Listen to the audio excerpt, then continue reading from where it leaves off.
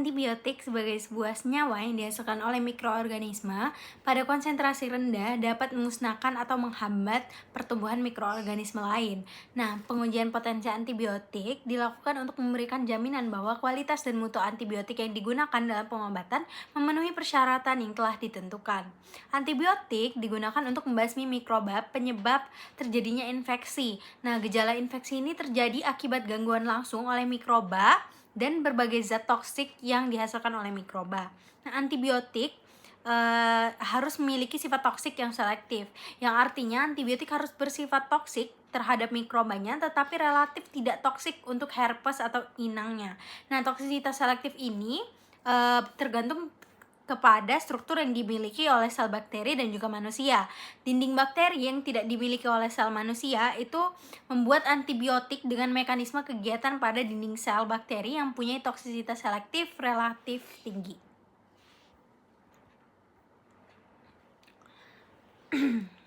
Nah, untuk pengujian potensi antibiotik itu bertujuan untuk memastikan bahwa antibiotik yang digunakan dalam pengobatan memiliki kualitas dan mutu yang sesuai dengan standar yang sudah ditetapkan.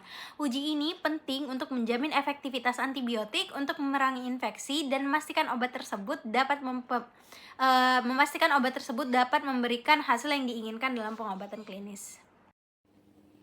Baiklah, di sini saya akan menjelaskan mengenai uji dari metode lempeng.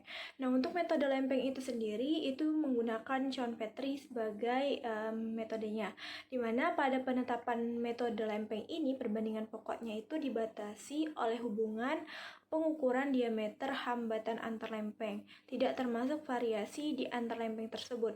Nah, adanya pembatasan ini dianjurkan untuk menggunakan gabungan hasil satu seri kecil penetapan yang berdiri sendiri dalam sebaran beberapa hari, merupakan perkiraan potensi yang dapat dipercaya. Nah, untuk melakukan desain penetapan satu arah dosis dengan suatu kurva baku, maka dibuatlah kurva baku dari pengenceran 1 hingga pengenceran 6 ataupun lebih, di mana salah satu pengenceran itu memiliki kadar yang sesuai. Suatu penetapan dipandang sebagai penetapan pendahuluan jika dia itu kurang dari 80% ataupun lebih dari 125%. Nah, dari yang diperkirakan pada penyiapan larutan uji persediaan. Dalam hal ini, tentukan potensi perkiraan yang sesuai dan diulangi percobaan. Awali dengan penyiapan yang terpisah, larutan persediaan dan juga pengenceran, baik itu larutan baku maupun larutan dari sediaan uji. Ulangi penetapan sediaan uji pada hari yang berbeda. Nah, jika potensi perkiraan pada penetapan keduanya itu berbeda secara signifikan dari yang pertama, yang ditunjukkan karena adanya kesalahan baku, terhitung lakukan satu ataupun lebih penetapan tambahan. Alat dan bahan dalam metode lempeng menggunakan alat cawan Petri, kertas silinder, dan inkubator. Untuk bahan-bahannya kita menggunakan media agar, natrium agar, dan beberapa antibiotik. Prosedur kerja metode lempeng. Yang pertama itu 21 ml media dituangkan ke dalam sejumlah cawan Petri yang diperlukan dan dibiarkan memadat sebagai lapisan dasar licin dengan ketebalan yang seragam. Kecuali untuk amfoterisin B dan nystatin itu tidak digunakan lapisan yang terpisah. Yang kedua, 4 ml lapisan inokulasi seperti pada penyimpanan inokulasi ditambahkan. Yang ketiga, pada masing-masing antibiotik yang dibuat itu kecuali bleomycin digunakan 6 ml, netilmisin dan natamisin digunakan 5 ml, nystatin dan amfoterisin B digunakan 8 ml. Itu diputarkan lempeng untuk menyebaratakan inokulasi pada permukaan dan dibiarkan memadat. Setelah itu, 6 buah silinder dijatuhkan pada tempat yang telah diinokulasikan pada ketinggian 12 mm menggunakan alat mekanik atau alat lain untuk menjamin penempatannya pada radius 2,8 cm. Kemudian lempeng ditutup untuk mencegah kontaminasi. Setelah itu 6 buah silinder yang telah diisi oleh enceran larutan antibiotik itu lempeng diinkubasi pada suhu 32-35 derajat Celcius selama 16-18 jam. Yang ketujuh itu, semua silinder diambil, ukur dan catat tiap hambatan pertumbuhan hingga mendekati 0,1 mm. Yang kedelapan itu, lempeng diinkubasi pada suhu 29-30 derajat Celcius untuk amfetrisin B, nystatin, dan rifampicin. Sedangkan untuk carbenisilin, clindamycin, dan lainnya itu lempeng diinkubasi pada suhu 36 sampai 37,5 derajat Celcius. Pada penetapan satu aras dosis dengan kurva baku, buat pengeceran 5 aras dosis baku S1 sampai S5 dan 1 aras dosis uji atau U3 yang sesuai dengan S3 kurva baku. Selanjutnya, isi silinder selang-seling pada tiap 3 bagian lempeng dengan dosis setengah baku atau S3 dan tiap silinder pada 9 silinder sisanya dengan 1 dari 4 pengenceran larutan baku. Yang terakhir, hal yang sama dilakukan untuk 3 pengenceran baku lainnya. Dalam metode tabung, dibutuhkan spektrofotometer untuk mengukur serapan atau transmitan dalam pita frekuensi yang sempit. Digunakan spektrofotometer yang sesuai dan mempunyai sumber cahaya panjang gelombang yang dapat mengubah atau dibatasi menggunakan filter 580 nanometer atau dengan 530 nanometer. Selanjutnya ada alat dan bahan yang digunakan pada uji metode tabung. Alat pertama yaitu tabung reaksi. Tabung reaksi ini digunakan sebagai tempat untuk menampung larutan baku, larutan sampel, dan media yang berisi mikroba. Kemudian ada spektrofotometer yang digunakan untuk mengukur kekeruhan suatu larutan pada panjang gelombang tertentu. Pengukuran ini membantu menentukan pertumbuhan mikroba dalam media setelah diberi sampel uji. Kemudian ada bahannya. Bahan pertama itu adalah larutan baku. Larutan baku ini adalah larutan standar atau larutan kontrol yang digunakan untuk membanding dalam uji. Kemudian ada larutan sampel. Larutan sampel itu adalah larutan uji yang mengandung senyawa yang akan diuji aktivitas antimikrobanya. Kemudian ada bakteri yang digunakan yaitu Enterococcus hierae dan Staphylococcus aureus. Untuk prosedur kerja uji tabung sendiri itu, yang pertama, siapkan dosis antibiotik seperlunya dengan mengencerkan larutan baku persediaan dan sampel. Yang kedua, siapkan 5 tingkat dosis larutan baku dan 1 tingkat dosis larutan uji, masing-masing 3 replika terhadap lebih dari 20 sampel sesuai dengan dosis setengah larutan baku. Yang ketiga, yaitu susun dalam rak atau pembawa lain, sertakan dalam tiap rak 1-2 tabung belangko yang berisi 1 mili pengenceran, uji tanpa antibiotik. Yang keempat, yaitu tambahkan volume larutan baku dan larutan uji. Yang kelima, yaitu tambahkan volume inokula dalam tiap tabung, kemudian masukkan rak lengkap ke dalam inkubator atau tamas air dengan suhu yang dipertahankan dan waktu inkubasi yang sesuai seperti yang tertera pada tabel di samping. Nah, yang keenam, setelah inkubasi, pertumbuhan mikroba segera dihambat dengan menambahkan 0,5 mili formaldehyde encer pada setiap tabung kecuali tirosin. Untuk tirosin dipanaskan dalam rak di tangas air 80-90 derajat Celcius, kemudian tangas uap selama 5-10 menit dan biarkan pada suhu ruang. Dan yang terakhir yaitu analisis 1 rak sekaligus dan ukur serapan atau transmitan pada 530 atau 580 nanometer. Di sini aku akan membahas mengenai desain kerja uji metode lempeng, di mana untuk penetapan metode lempeng silinder ini itu dilakukan pertama, yaitu perbandingan pokok dibatasi pada hubungan pengukuran diameter hambatan antar lempeng, yang dimana ini tidak termasuk variasi di antara lempeng pada penyiapan dan penanganan berikutnya. Kemudian, gunakan media spesifik untuk antibiotik tertentu, contoh kayak media 35 untuk antibiotik tipe tertentu. Siapkan larutan antibiotik dengan kadar tertentu. Dilakukan pelaksanaan uji dengan membuat lubang di media agar larutan antibiotik itu dapat ditempatkan. Inkubasi pada suhu dan waktu tertentu sesuai jenis antibiotiknya. Ambil data diameter zona hambat untuk setiap konsentrasi larutan antibiotik dan dianalisis hasilnya. Desain kerja uji metode tabung, di mana penetapan ini itu dilakukan dengan menggunakan tabung yang sesuai dan media yang spesifik.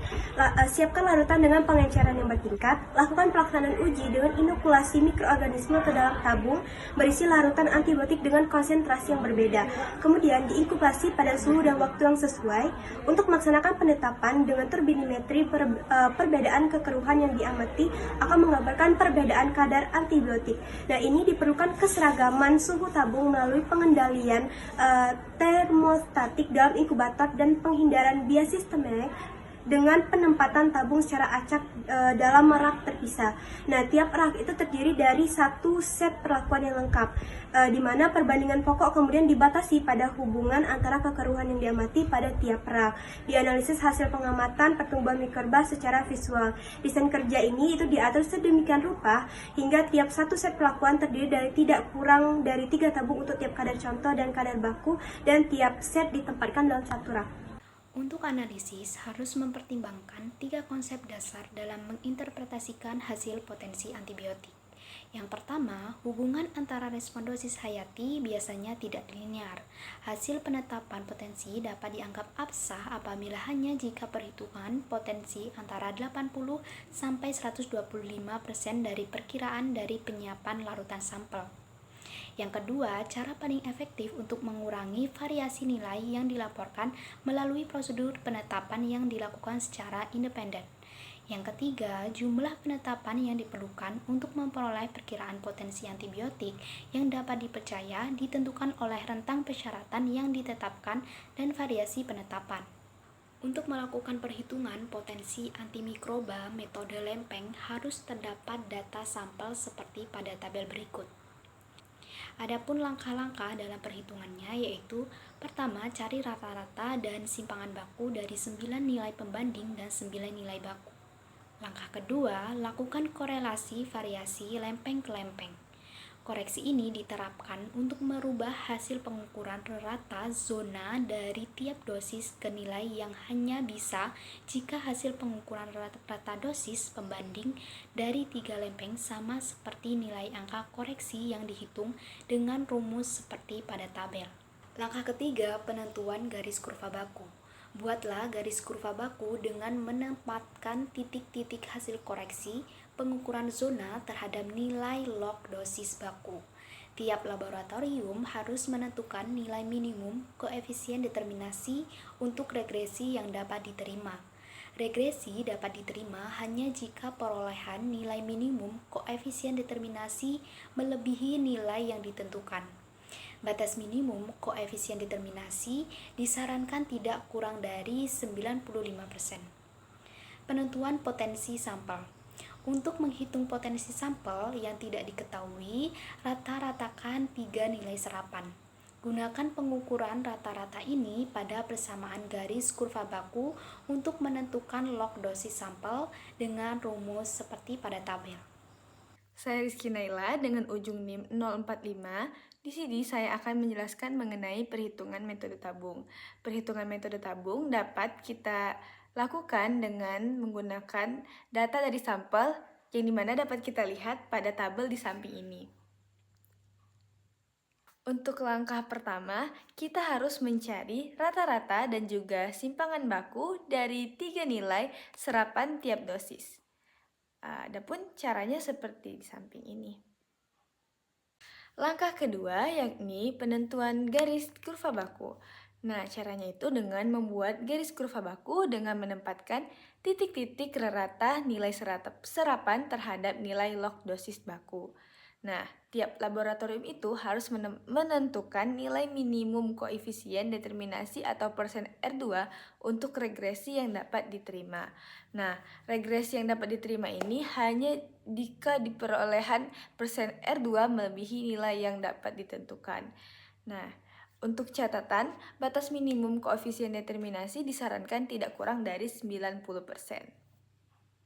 Nah, yang terakhir ini ialah penentuan potensi sampel. Untuk menghitung potensi sampel yang tidak diketahui, rata-ratakan 3 nilai serapan. Untuk memperoleh rata-rata nilai tidak diketahui, ialah menggunakan U. Gunakan pengukuran rata-rata ini pada persamaan garis kurva baku untuk menentukan log dosis sampel LU, yang dimana rumusnya yakni LU sama dengan dalam kurung U min alfa per beta. Nah, alfa di sini berperan sebagai intercept garis regresi dan juga beta di sini berperan sebagai kemiringan garis regresi.